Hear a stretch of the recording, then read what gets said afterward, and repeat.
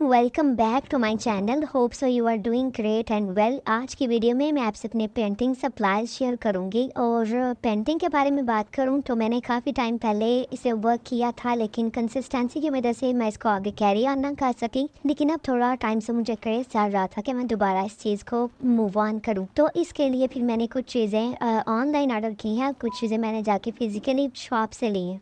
तो मैं इस वीडियो में कुछ चीज़ें आपसे शेयर करूंगी कि अगर आप बिगिनर हैं और आप फर्स्ट स्टेप लेना चाहते हैं पेंटिंग के लिए, तो आप क्या चीज़ें बाय कर सकते हैं, किन चीज़ों को स्किप करके भी अपना स्टेप ले सकते हैं। तो पहली चीज़ें यहाँ पे मैं जो दिखा रही हूँ ये मैंने दराज से ली हैं और मैंने एक डील अवेल की है जिसमें 4 चीज़ें मुझे मिली हैं। एक पेंट्स का सेट है जिसमें 12 पेंट्स हैं 12 ml के, और सेकेंड ब्रशेज़ हैं, उसमें भी 12 ब्रशेज़ हैं, डिफरेंट साइज़ के हैं। और जो तो पेंटिंग करते हैं उनको इल्म है कि इसमें सारे ब्रशेज़ ही यूज़ किए जाते हैं पेंटिंग के दौरान। और थर्ड पे पैलेट है जिसमें कलर वगैरह ऐड मिक्स करके यूज़ किया जाता है। और नंबर 4 पे है कैनवसेस इसमें डिफरेंट साइजेस के हैं। इसमें 4x4, सेकंड पे 6x6, फिर 8x8 और फिर 12x12 एंड 14x14। मुझे स्टील में ये काफ़ी अच्छे लगे हैं कि आपको डिफरेंट साइजेस के इसमें कैनवसेस मिल रहे हैं। तो इसमें 4 चीज़ें अगर आप एज अ बिगनर इसको लेना चाहते हैं तो आप इसमें से 2 चीज़ें स्किप कर सकते हैं। एक तो पैलेट और दूसरा कैनवसेस। पैलेट इस वजह से क्योंकि मैं इस वजह से आपको सजेस्ट कर रही हूँ क्योंकि आप एज अ बिगनर इसको लेना चाहते हैं तो आप घर से किसी भी बर्तन में अपने कलर्स वगैरह को ऐड और मिक्स कर सकते हैं।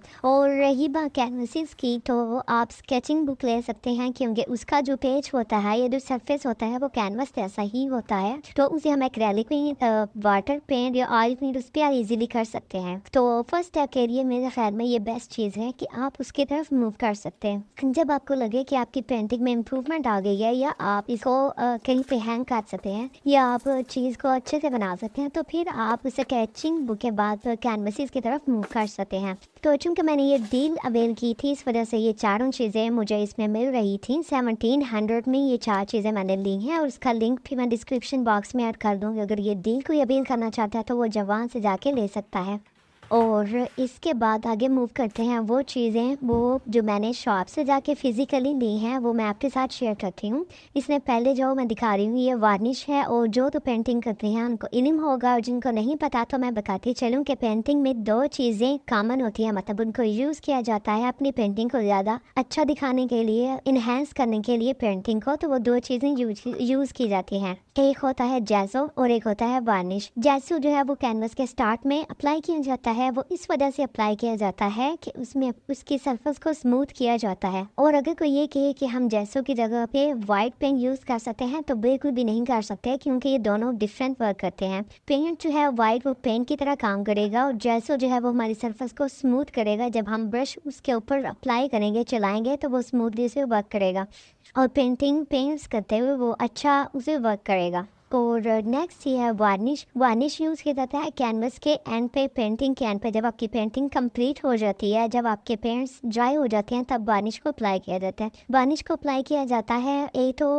इसे शाइनिंग आती है, शाइन देता है ये, और नेक्स्ट दूसरा ये है कि ये डस्ट से बचाता है। अगर हम वार्निश यूज़ नहीं करते, चूँकि अगर हमने पेंटिंग वगैरह की है और ऑब्वियसली हम उसको किसी जगह पे हैंग भी करेंगे और लॉन्ग टर्म में लेके चलेंगे, या हम किसी को गिफ्ट करना चाहते हैं या किसी जगह पे रखना चाहते हैं, तो वहाँ पे ऑब्वियसली डस्ट भी पड़ेगी। तो जब वार्निश अप्लाई नहीं किया जाता तो वो डस्ट भी पेंटिंग को ख़राब करती है।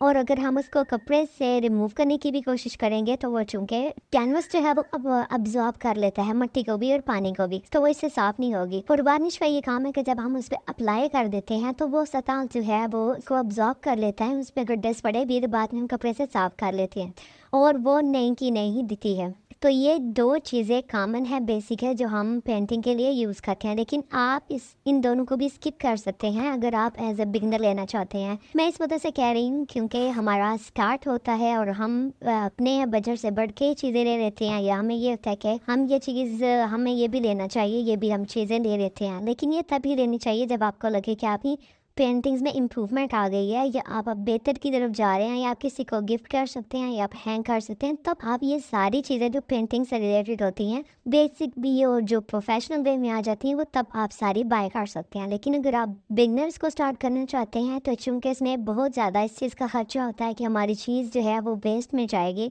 ऑब्वियसली मैंने भी जो ये चीज़ें ली हैं क्योंकि मेरी ये फर्स्ट ट्राई होगी, इसमें मेरी प्रैक्टिस हो गई, तो बहुत सी चीज़ें इस तरह की होंगी जो मेरी वेस्ट में भी जाएंगी और प्रैक्टिस में भी जाएंगी, तो सारी ये नहीं है कि मेरी सारी ही परफेक्शन में जाएंगी, क्योंकि फिर मैंने डील में चीज़ें लेनी थी और इस वजह से फिर मैंने ये बाय की है। वैसे अगर अपनी पेंटिंग की मैं बात करूँ तो थोड़ा बहुत मुझे इसका नो हाउ है और इससे ज़्यादा स्केचिंग मेरी अच्छी है। हाँ, पेंटिंग में थोड़ी सी मुझे इस पर एफर्ट करनी पड़ेगी।